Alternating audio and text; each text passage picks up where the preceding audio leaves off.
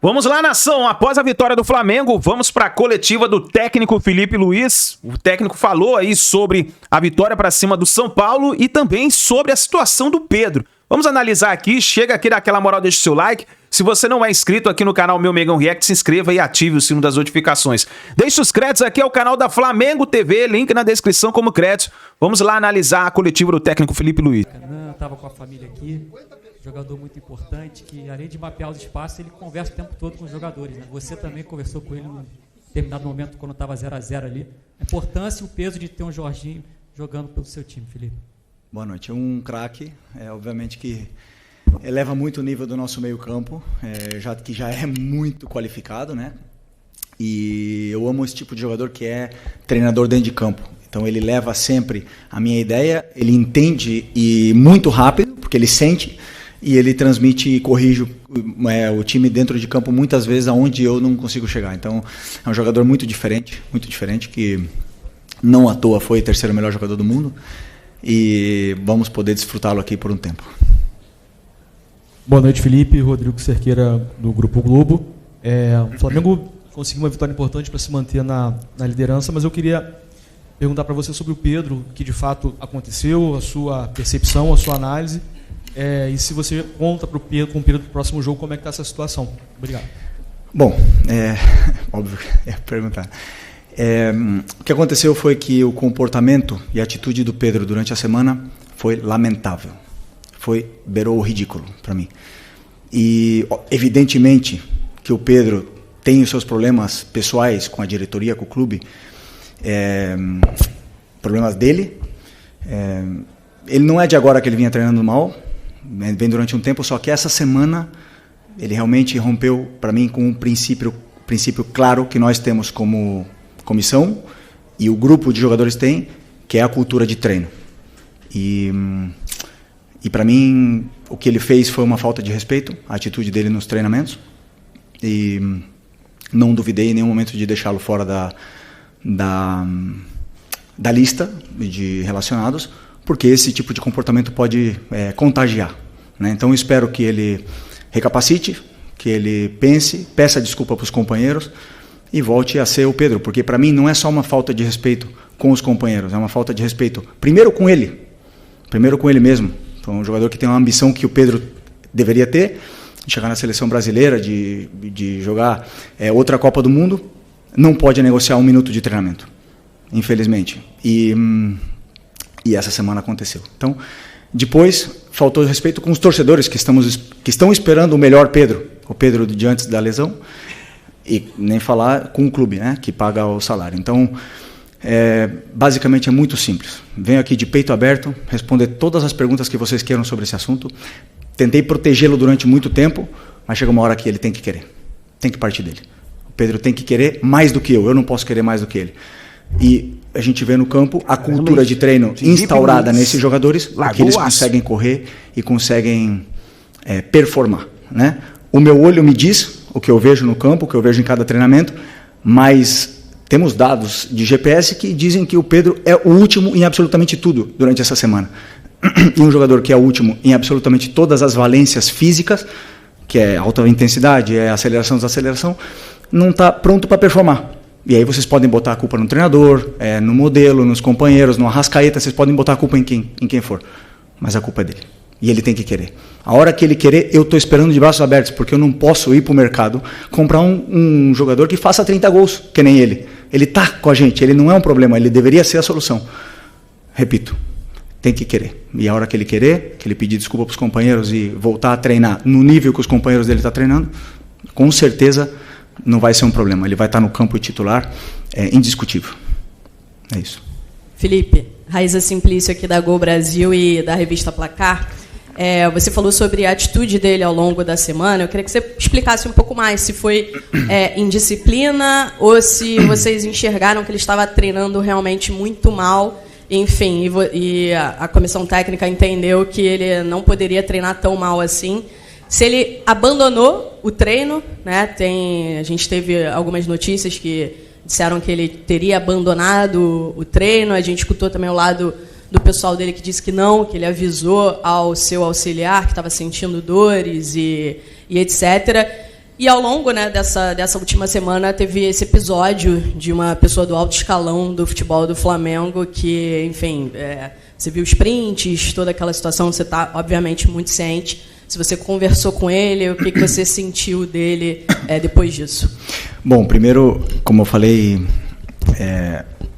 a treinabilidade dele é mais baixa, né? O Pedro estava assim. Aconteceram esses vazamentos, esses prints. Eu não tenho absolutamente nada a ver com isso. Eu não quero que o Pedro seja vendido. Eu não quero que o Pedro saia. Chamei os capitães, chamei ele na frente, transmitimos isso para ele, os capitães também. Falamos para ele que precisamos dele, precisamos do Pedro. E não vou entrar em detalhes micro, mas obviamente que você vê o aquecimento, as respostas, o deboche, a maneira de correr, de andar, e depois, como eu falei para você, está tudo quantificado com o GPS, e aí os números são muito inferiores, né?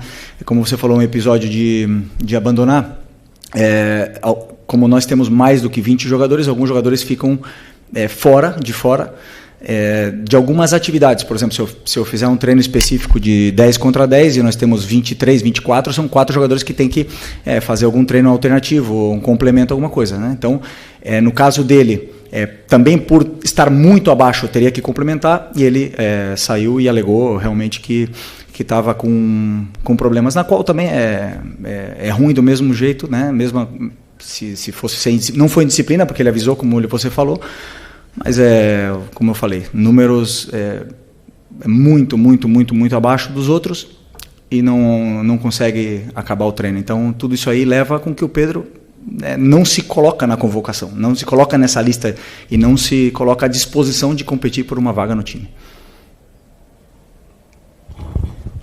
Felipe, boa noite. Natália Brasil, Rádio Roquete. Eu queria sair agora um pouquinho aqui. Queria sair aqui um pouquinho dessa esfera do Pedro. Acho que você já passou todas as informações. Queria entender, hoje a gente teve 2 problemas com os laterais esquerdos. O Alexandre sentiu ali logo no começo. Em seguida, o Ayrton Lucas teve um problema também, né? O Paiva até já passou para a gente aqui mais ou menos o que houve. E você fez a escolha do Varela ao invés do Vina. Então, eu queria entender como está esse momento do jogador, por que você fez essa escolha, se você puder passar um pouquinho para a gente. Porque, primeiro, uma pena, né, o que aconteceu com o Alex e com o Ayrton. Os dois estavam num momento incrível. O Ayrton foi um golpe aí, espero que não seja muito grave, e que ele possa voltar também rápido, do mesmo jeito que o Alex.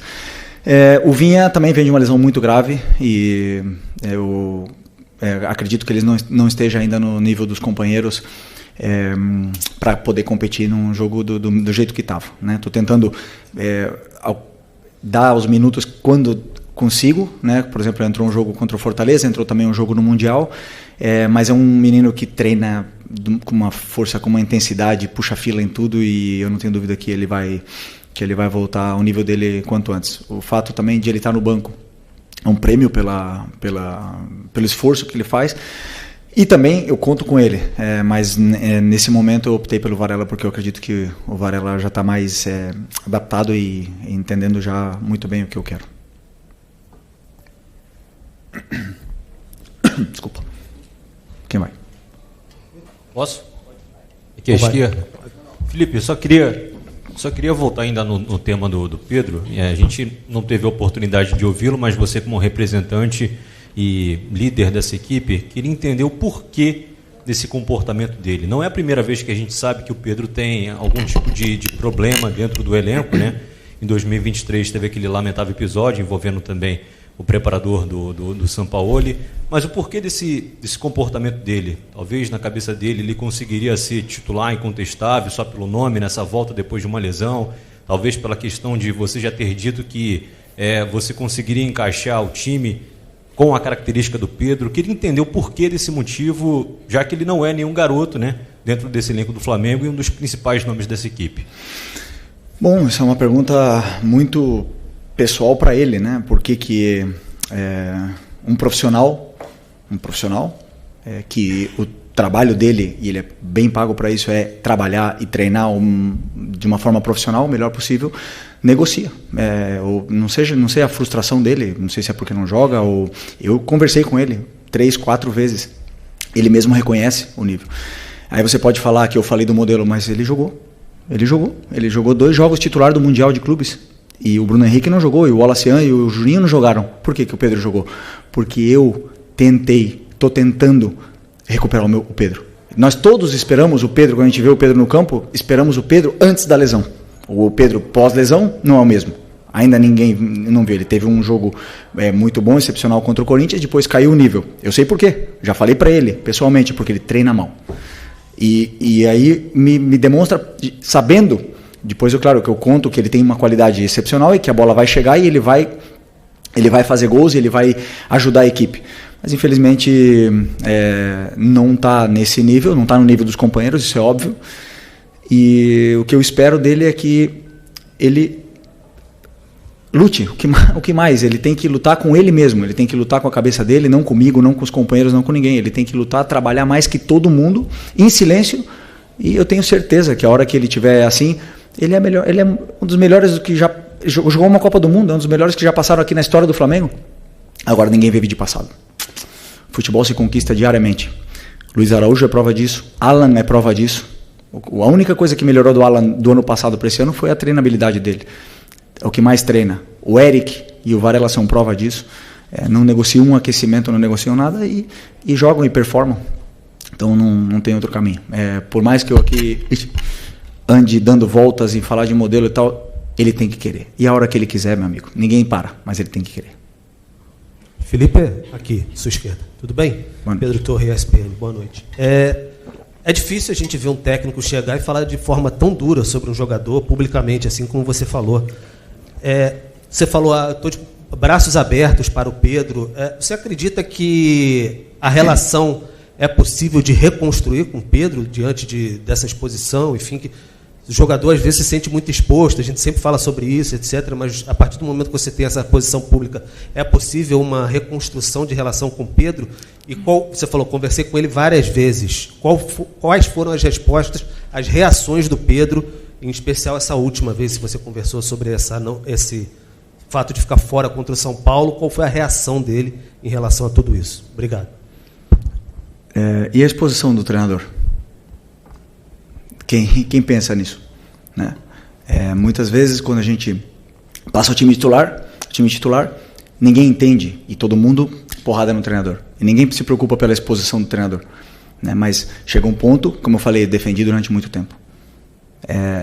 Claro que dá. Eu não quero que ele saia. Falei para ele fazem 6 dias, não quero que ele saia. Quero que ele se dedique, que corra, que o treino gere essa adaptação nele para ele poder fazer o que todos os companheiros fazem, correr no campo. A hora que ele correr e segurar a bola e sustentar os duelos com os zagueiros que não está fazendo, a hora que ele fizer isso aí, ele vai jogar.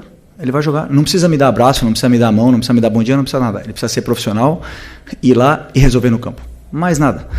E tenho certeza que quando ele fizer isso aí, eu vou estar esperando o abraço. Se ele não quiser me dar, não tem problema nenhum, mas eu quero ganhar. Eu quero ganhar. Se o Pedro quiser ganhar comigo, vamos junto. Se ele não quiser, outros vão querer. Caramba, hein? O negócio tá pegando fogo, hein? Aqui. Boa noite, Felipe Isabelle Costa, Canal Gold. Queria te perguntar sobre negociações e como a janela abriu, né? A gente também tem visto um pouco da movimentação do Flamengo no mercado. Até surgiu o nome do jogador, né? Mike Johnston, que aparentemente tinha até um voo comprado para chegar durante essa semana, mas a diretoria parece que voltou atrás. Queria saber de você, que é o técnico e provavelmente acompanha isso tudo, como é que tem sido esse trabalho para mapear, por que teve essa decisão de voltar atrás pela contratação desse jogador? Além de contratações para chegadas, também tem notícias sobre saídas, como o Matheus Gonçalves. Tem alguma decisão tomada sobre o Matheus? Você conta com o Matheus no time? E também queria entender o que rolou com o Mike, que voltou atrás, né? Obrigada. Desculpa, essa pergunta é uma pergunta para o Boto, né? Eu sei, não, sim, o clube, eu passei para o clube o que eu acho que a equipe precisa, o elenco precisa, as posições que a gente precisa reforçar, as características dos jogadores que eu gostaria que chegassem. Depois é o clube que mapeia, que faz as ofertas, que contrata, que cancela, que faz, que toma as decisões que eles têm que tomar. O jogador que eles colocarem para mim, o meu trabalho é fazer eles renderem o máximo possível, né? Obviamente que sabemos que tem que chegar gente, perdemos bastante jogadores e vão ter que chegar outros para poder elevar o nível ainda mais desse elenco que já é altamente qualificado. Sobre o Matheus, conto com ele, claro que conto com ele. Até muito nobre da parte dele querer jogar, adoro isso. Ele ama jogar, ama futebol, se frustra quando não está no campo. E até agora, claro, a posição dele, a concorrência com a posição dele é muito alta. Era o jogador titular da seleção brasileira, que acabou de sair. Agora tem o Luiz Araújo, tem o Plata que joga com ele, nessa posição. E competir posição com esses jogadores, e aliás, o Gerson era capitão da equipe, então não é fácil, e teve menos minutos. Então é muito admirável e louvável a humildade dele de querer descer para o sub-20 para poder ter minutos, e é onde eu gosto muito. Claro, me passaram os vídeos, as imagens, a gente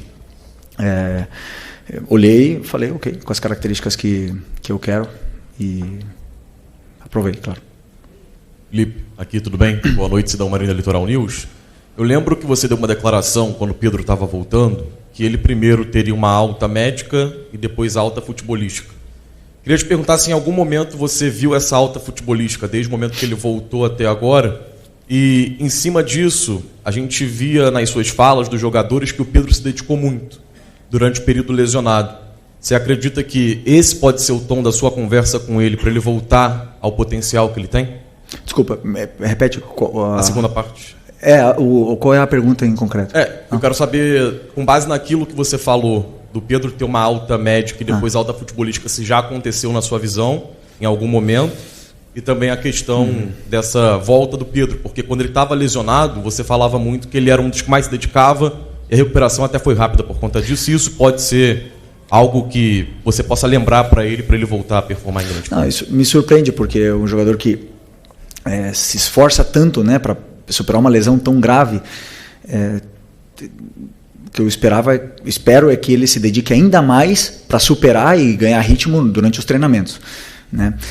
Se vocês podem ver bem comigo, assim, não consigo ser justo com todo mundo, não consigo, tem alguns jogadores que não, mas grande maioria dos jogadores que falaram no campo ganharam a vaga. Então quem está melhor normalmente comigo acabou jogando.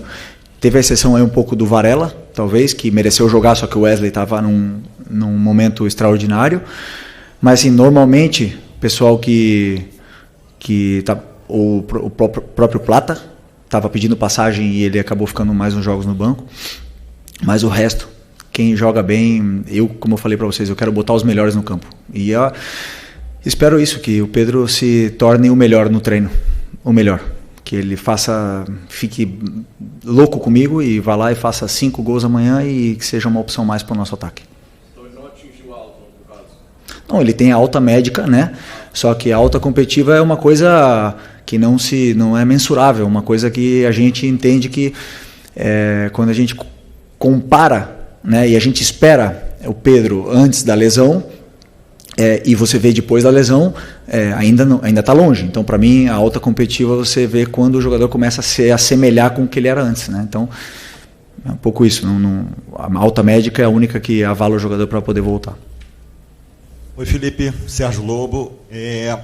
Queria saber de você o seguinte. Hoje foi mais um exemplo, vou falar do jogo, tá? Foi mais um exemplo. Foi um jogo grande, o Flamengo ganhou, manteve a liderança e fez uma grande atuação, né? Vai falar do jogo, fica chateado. Vai lá, desculpa, pode ir. E aí o seguinte, o que eu reparei de novo contra um time do porte do São Paulo, que é um grande time do futebol brasileiro, vindo aqui enfrentar o Flamengo no Maracanã, que é um time que atuou de novo com a linha toda para trás, deixou o André Silva na frente, o Oscar um pouquinho ali flutuando entre as linhas, para tentar chegar próximo ali do André. No segundo tempo, recuou ainda mais o Oscar.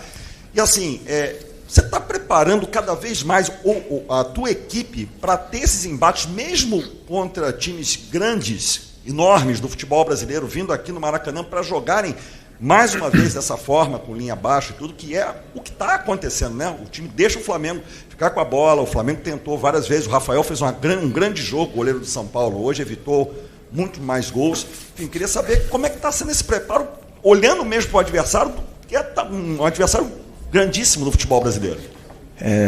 Grande pergunta. Grande pergunta. Estou até feliz pela tua pergunta, mas eu vou ter que discordar, porque sobre a minha visão do que eu li nas notícias do time que ele preparou para enfrentar o Flamengo, é um time que ficou baixo, não é um time que veio para jogar baixo, é um time que ficou baixo e veio, é um time que veio para jogar, montado para jogar, com jogadores com bom pé. Não veio para se defender, porque se fosse para se defender, teria vindo com outros jogadores.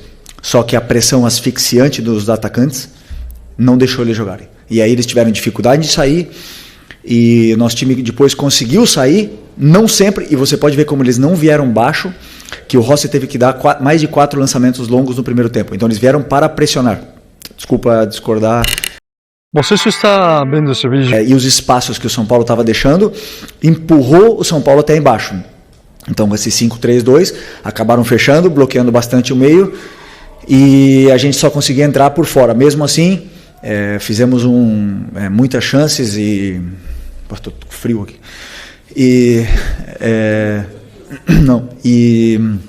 fizemos muitas chances, fizemos um primeiro tempo assim, maravilhoso, praticamente perfeito. Não lembro do time ter sofrido, mas esse time de São Paulo é um time muito bom. E eu já sofri o Crespo como treinador aqui. Nós ganhamos com o Flamengo, com o Renato Gaúcho, e no resultado acho que foi 4-1, se não me engano, 5-1. E na minha visão não foi justo, porque a gente sofreu muito aquele jogo. Então eu conheço bem o Crespo, sei o treinador que ele é, e essa vitória tem muito mérito, porque não é um jogo tão simples como vocês podem pensar. Aqui, Felipe, boa noite. Felipe, ontem o presidente deu uma entrevista e ele falou que desde o final de abril, início de maio, já conversa com você sobre a renovação do seu contrato, deixando basicamente a entender que falta uma resposta sua. Queria saber quando que você pretende dar essa resposta, como é que está a negociação. E só mais uma, se me permitir. Fluminense foi eliminado na semifinal, Palmeiras nas quartas de final. Quero saber de você, assim, olhando o comportamento das equipes brasileiras no Super Mundial, você acha que vai ter no futebol brasileiro um pré e um pós Super Mundial na questão de comportamento, de jogo mesmo? Você acha que esses embates que teve entre os brasileiros e os europeus pode mudar alguma coisa no futebol aqui? Obrigado. Bom, sobre a renovação, é muito fácil, né? Eu quero ficar e o clube quer que eu fique. Não tem outro caminho, né? Então, assim, eu não tenho pressa, porque eu tenho prioridades, estudar muitos adversários. Tivemos um Mundial pela frente e foram noites e noites aí, não sem dormir, senão acordando no meio da noite, né? Com preocupações. Então, assim, eu gosto de fazer as coisas com calma. Sempre deixei muito claro para o presidente o que eu penso, como eu acredito, como eu enxergo o jogo e os princípios e valores que eu tenho.